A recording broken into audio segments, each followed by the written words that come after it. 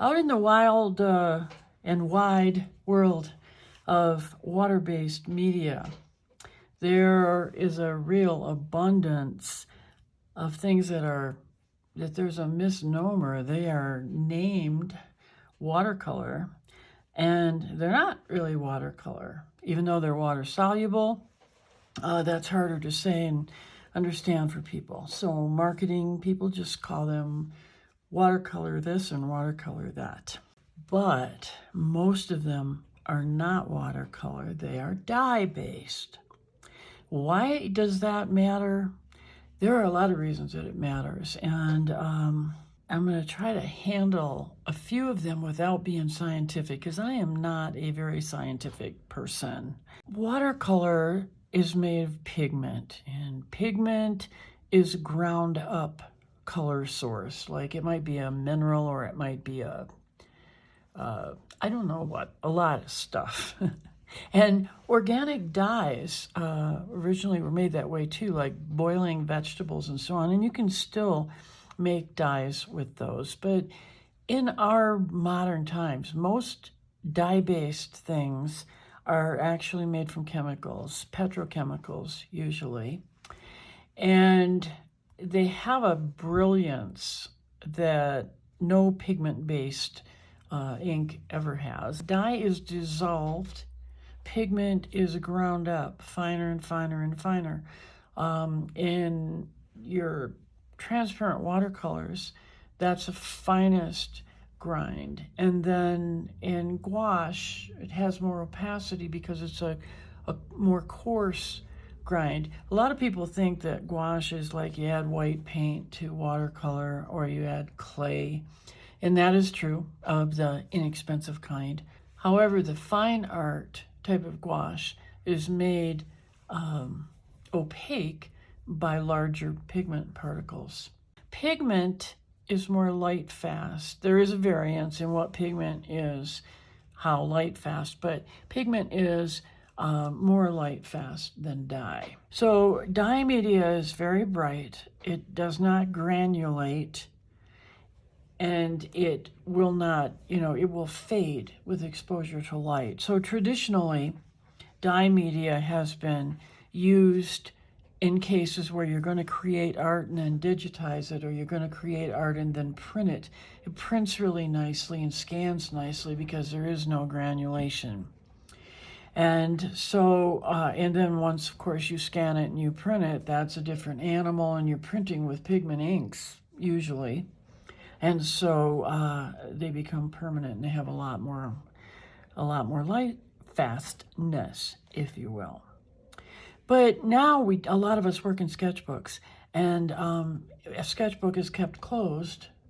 And so therefore, the dye-based media are coming back in very strong, and it's really nice to be able to use them in your sketchbook. So I just have a few here, and it's really a lot.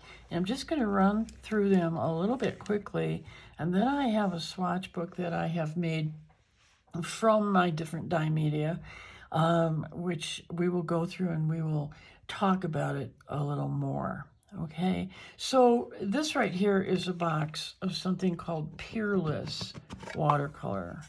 And again, marketed as watercolor. It is not watercolor. It is, I'm going to see if there's a bigger sheet in here that I can show you. It comes in larger sheets. What I have here, kind of leftovers from cut sheets because of how I use it. So this is not a watercolor. What it is a paper impregnated with dye. And they were originally, this is a very old product, and it was originally developed to hand color photographs. And then the family that manufactured it thought, well, maybe people would like to just use it for paint.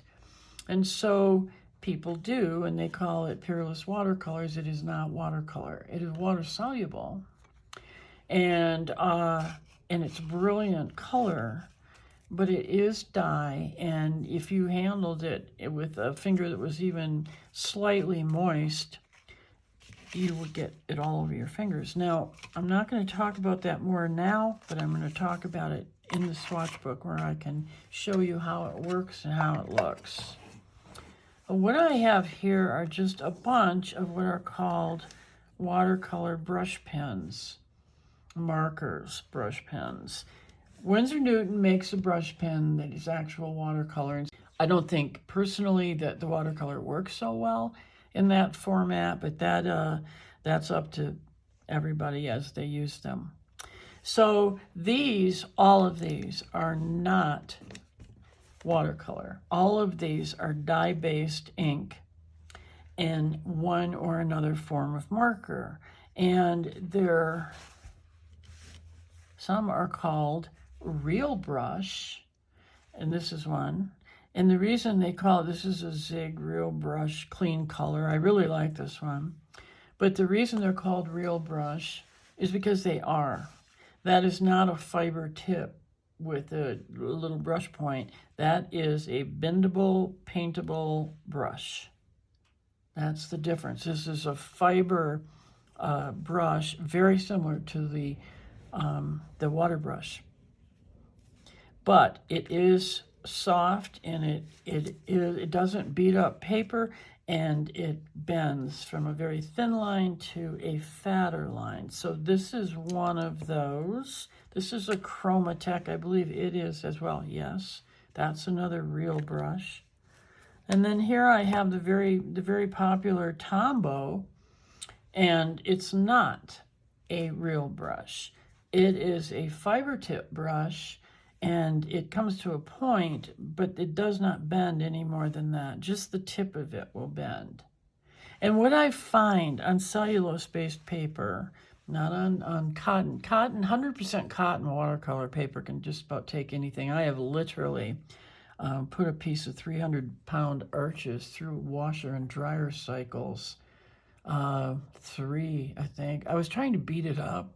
I was trying to get distressed edges for a project I was doing. That stuff is just tough. But anyway, in most sketchbooks you don't have, it would be too expensive to have 100% cotton paper. And these types of harder tips can start to bring up the fiber on the paper surface. This is from, this is a Statler. It has a thin end and a fat end, but again, fiber tip, not real brush. So that's a big difference here. This is a Japanese brand that I found on Amazon, and they're really, really good. It's SAI. And there's a company name that starts with an A that I can't say, and I can't read it because it's so small. This is one of the better, besides real brush here. This is a really wonderful real brush tip. You see how much flexibility that's got. The reason these have a handmade tip, it's not, it's put together just like an expensive regular paintbrush is. The other nice thing about these is that you put the cap on and you see that it doesn't fit back in the box because they seal. You really push it on and they seal, so they do not dry out. All right, so then what I have here are Derwent Ink Tints pencils. They are marketed more truly than most things. I mean, most people think of them as a watercolor pencil, but they're not. They're dye-based. And they go ahead and they tell you that, and they brag about certain aspects of it due to the fact that they're dye-based. And one is the brilliance of color, and another is that they say if you lay down a layer and wet it, after that it's waterproof. We're going to be testing that, because I haven't found that to be very true, to be honest with you. Now, believe it or not, there is still another very badly misnamed watercolor that is not watercolor. And they do make watercolor, okay? But Dr. P.H. Martin's Radiant Concentrated Watercolor is not watercolor. And I think in the name, they have a space in the name. And it seems to me that they might have done that just to say, okay, we're not really saying watercolor, but you know, that's it. Everybody's understanding watercolor. This is a dye-based, highly concentrated liquid paint. I shook this up to show you, but before I did, it does settle out. So it's an odd dye, maybe the concentrated part of it, I don't know. It's an odd dye because it has something that settles out like dust or something. You can't tell on this because it's dark.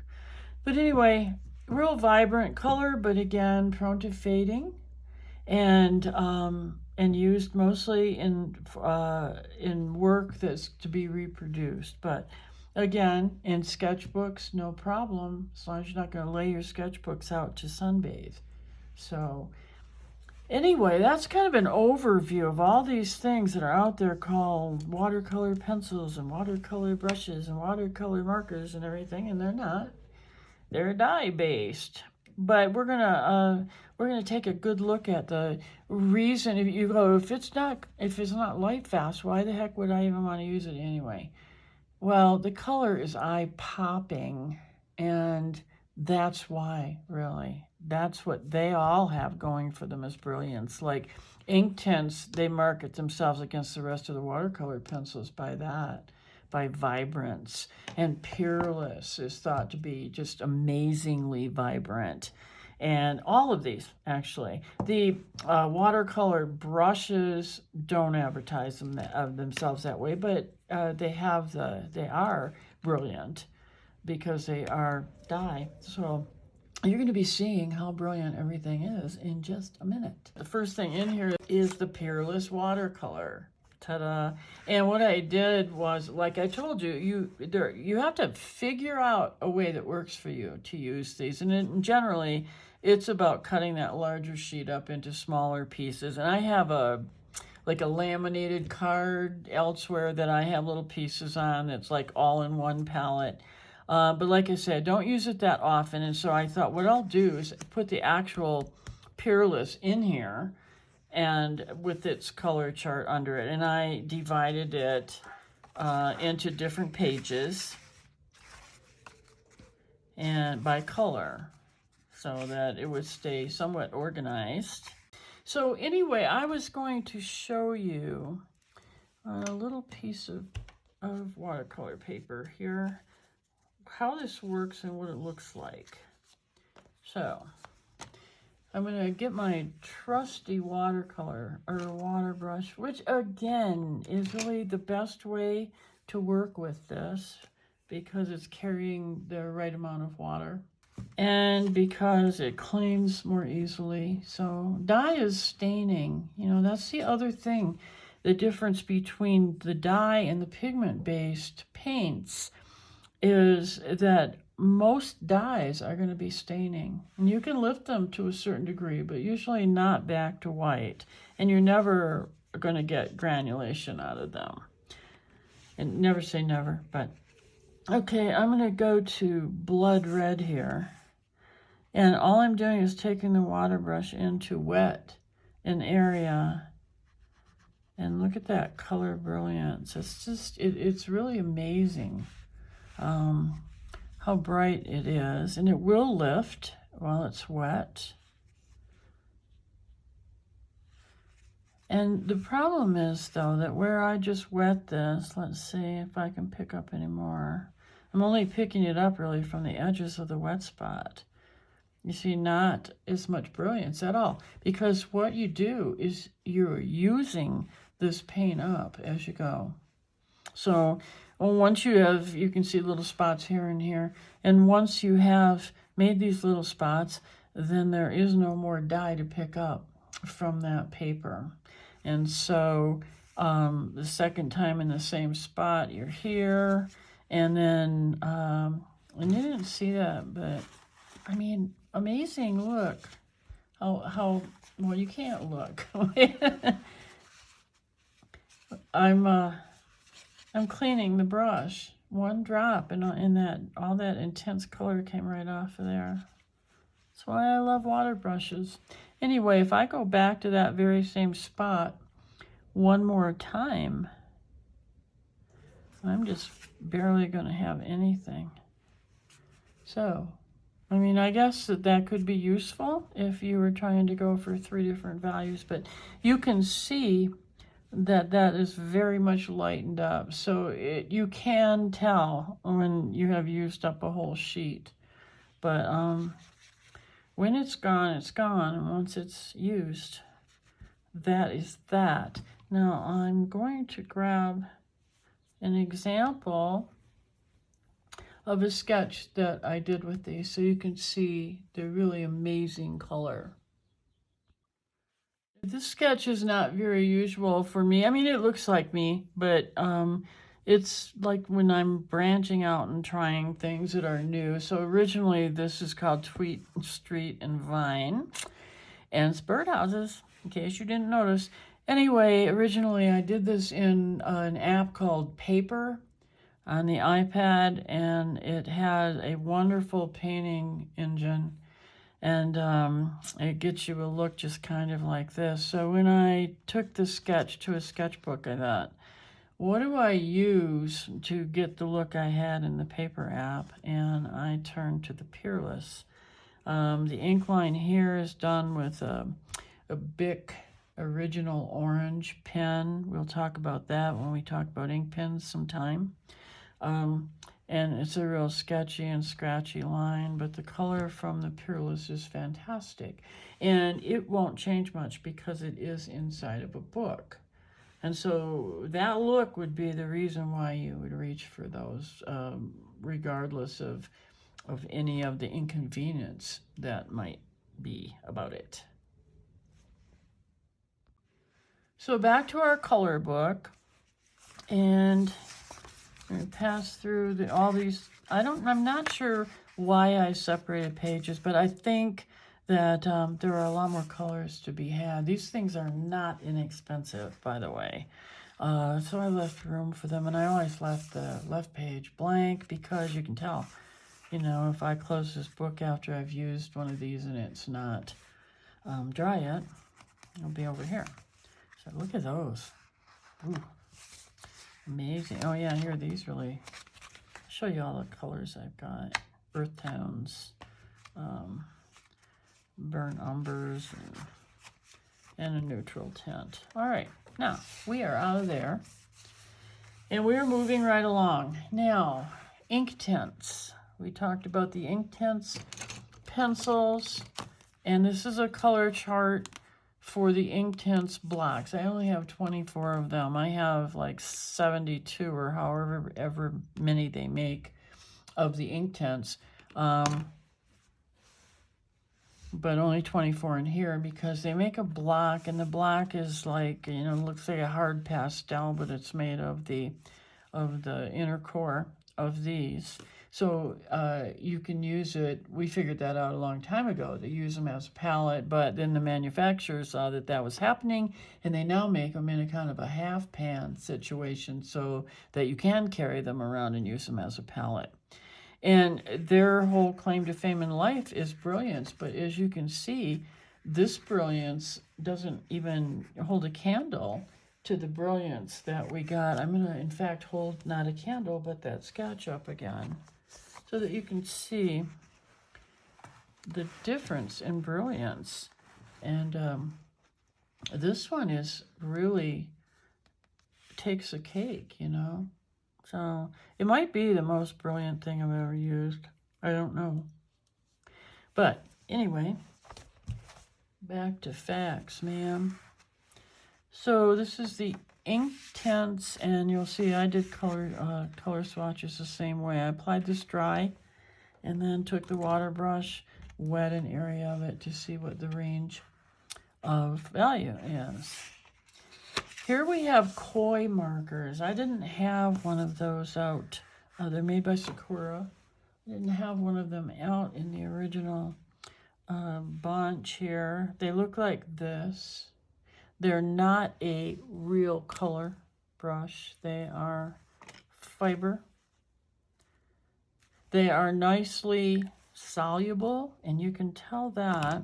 And they are brilliant to probably a pretty good runner-up to to the Peerless. But you can see here that they blend with water very nicely. They'll blend out and they'll blend with each other. But only till they start to get dry. Later on, you don't go in and mess because nothing happens with those. Anyway, these are also pretty expensive, but I think they're worth it because the more expensive your art product is, the more color it's got in it, and that's the truth. Here's the Radiant. These are the concentrated watercolor from Dr. P.H. Martin. And I don't have a lot of colors, but that's pretty darn close to the Peerless too. So they have color going on. Again, another reason to be using these things or the really good reason to be using them is their brilliance. Now this happens to be Dr. Martin Hydrus, and I don't know how it got in here because most of the things in here are dye-based, but that at the time was not my intention. My intention was to have one book with color charts from, multi sets of art supplies. But the Hydrus is not. I think that the Radiant was right there, right? Look at that difference in brilliance. So this is real watercolor with pigment, and this is dye-based. All right. This is a strange animal. It's called Stabilo 88, and really it's a very fine tip marker, and it's semi-water soluble. So, and it is dye-based. And so why it's interesting is if you do a real sketchy thing and then you wash over it, a lot of your line remains. And so it can give you just a real interesting, what do I want to say, like, cross-hatched kind of shading on a sketch, because you do it with this and then you wash over it. It looks like it's watercolored, but it's got cross-hatch sketching. So it's kind of interesting. They're not expensive. They don't come in a lot of colors, but this is what I call an effect medium. This is to pull out when you want a certain kind of a look. Okay, here are Tombow markers. I do not have very many of them. I do not dislike them. I like everything Tombow makes.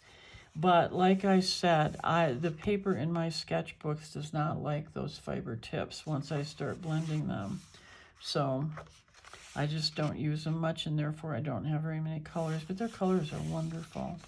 And they come in, the other end of that Tombow marker is a fine tip. So they're a dual tip animal, which is real useful. Okay, Statler triplets. Their claim to fame was they come in. That's not their claim to fame, that they come in a 1 millimeter and a 0.3. But their claim to fame is they have a triangle barrel, and they don't roll around. And also you can leave the cap off and they don't dry out. And I think that is a very true advertising thing, because this set is, oh my gosh, at least 15 years old and probably older, rarely used. And no, I don't leave the covers off, but every time I open them back up, there's nothing dried out yet. So that's a pretty good claim. I like when those claims are true. Here's the Chromatech, the real brush marker, and that is this guy.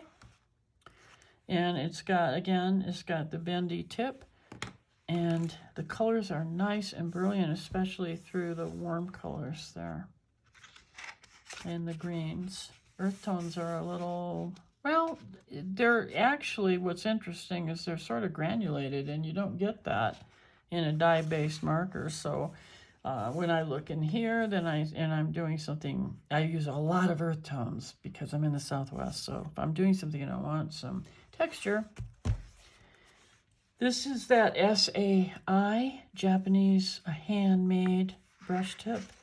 The colors are beautiful, but they are subtle. They're not as poppy as some of the dye. And I don't know why I skipped that. Here's the Real Brush Clear Color from Zig. And this is all their colors, I think. No, I think they now have 60, excuse me, and this was the 48, and I leave out the fluorescent. I never use fluorescents, and so nice color range on these. Again, these are expensive. A set of 48 is like $100, but I have also had these for 4 or 5 years, and I do use them. I mean, not these, my real brush. I do use them a lot, and they have stayed nice and juicy and good. Now, I'm going to point out something just because we're here and it's a something, and that is if you paint with these guys, these dye-based colors, almost all of them, and you say that you have a wet area and you want to go in and you want to add more color with your brush tip, what's going to happen is the brush tip is going to suck up the water from the art, and the brush tip gets all, like not bleached, but looks bleached. It gets all colorless, you know, like 2/3 of the way up. And all you can do is go to here's a fix-it for that. Go to a paper towel and bleed it out a little bit and pull the ink back down. But that's not helpful for adding color to an area where you don't have enough. So there is a workaround for it, but it comes along with this idea of paletting, that you can use these from a palette and keep picking up more color. Okay, and that could be, and that is it. So I have given you a nice tour here. So I have introduced you to an awful lot of dye-based art materials, mostly brush markers and fiber tip markers. And these are the professional ones. And like if you're someone in your family has a children's kind of water soluble marker, and there are boxes of, like 100 colors online that are, for $20 and so on. But anyway, all the way up and down the price spectrum, you'll have a change of, the quality of the dye and everything, but it's all dye-based. And so now what do you do about using them? And that is, I can't just show you all these guys and all their beautiful colors and everything and not have some suggestion about how they're used. So number one, when I reach for these, especially the real brush markers with the little tiny tips, I am trying to paint a really tiny area. Now this is my grocery shopping excursion, and I can't believe that I don't have this done. But every time I open the book, I add more food instead of finishing the painting of the food that's already here. But you see, they're very small. That's what makes the page real fun. And so to get out I'm not going to say sable, it's not sable, it's a fake sable. But to get out my real thin watercolor brushes and to go into 92 pans of paint with little drops of water and pick up pigment, which is thicker, and go back into tiny little places like this. Can it be done? Absolutely, it can be done. Is it easier and faster to do it with a tiny tip of I'm reaching for one of these guys, with this tiny tip of a dye-based marker, water-soluble marker that is already full of color? Yeah.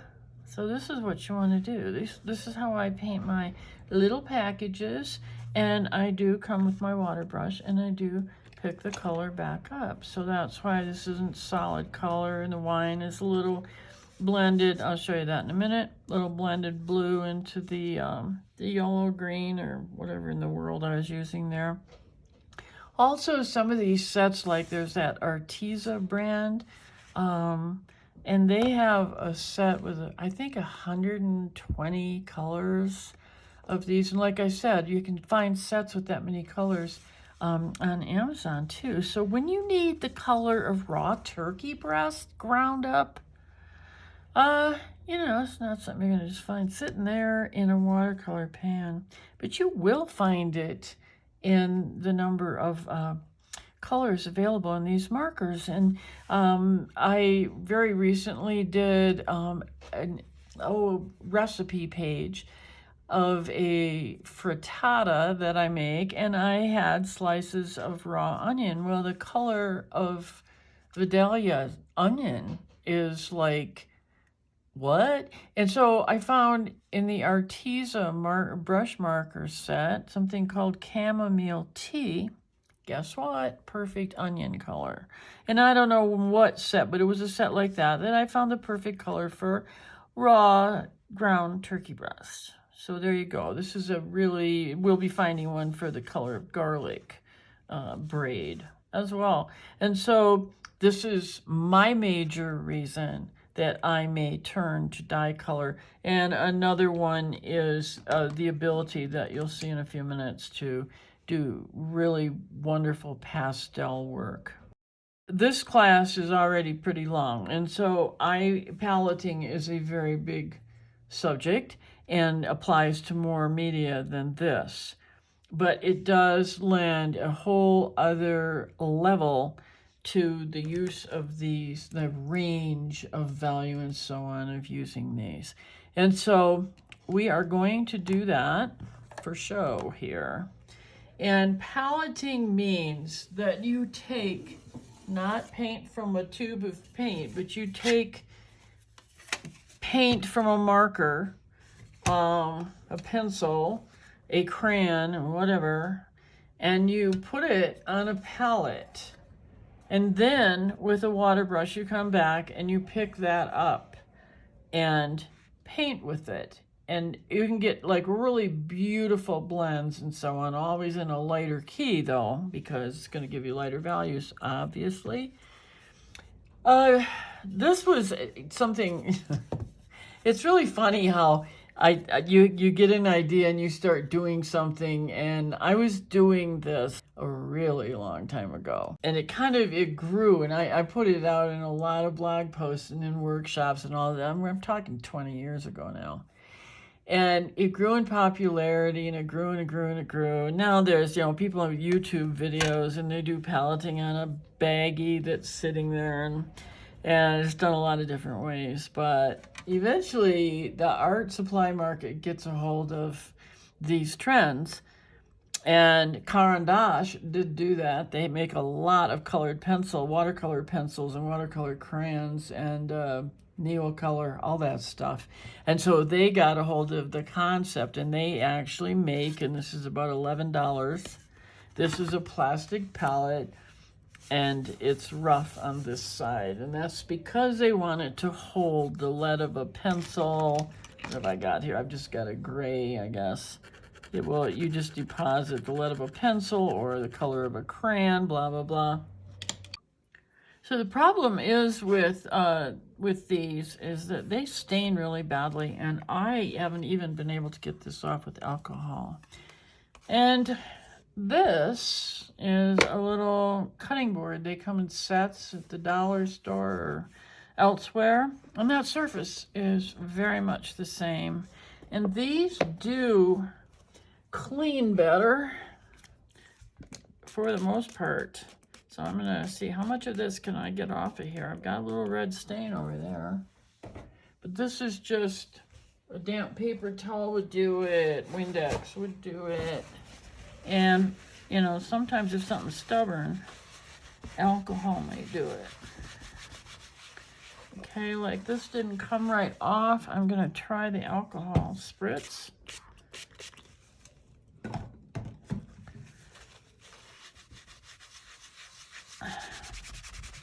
Okay, anyway, they stain. And that is one of the things, it just, is.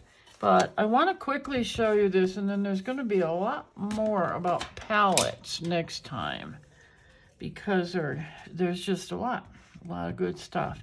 So in this case, I am going to take these two markers that I used on the Real Intense guy here, and I'm paletting it. That's what that's called. Now, putting it on a baggie or something, or, you know, it's going to bead all up. And the reason that you like this surface is that it's not going to bead all up. And it's going to be there for the taking, sort of like a Peerless, you know, paper. You get a water brush or a wet paintbrush, but truthfully, the water brush is just the best ever for this. And you pick up the paint from here, and you'll notice that it's a lot higher key. In other words, a lot lighter value than what you get when you go down with the marker itself.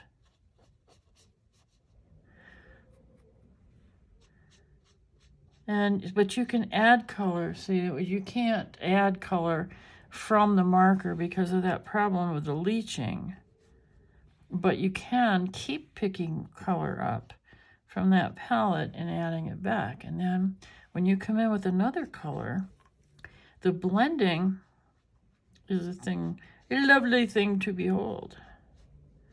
Look at that beautiful peach.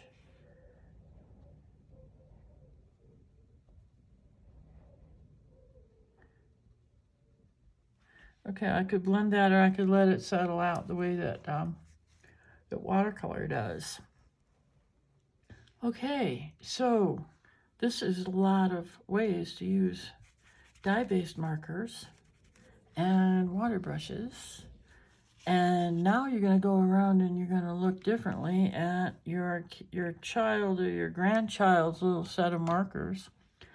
And out of this all, I think that sketchbookers and illustrators are going to find these to be a really valuable tool. Not for every day, not for every minute, but they are a really good alternative for certain situations.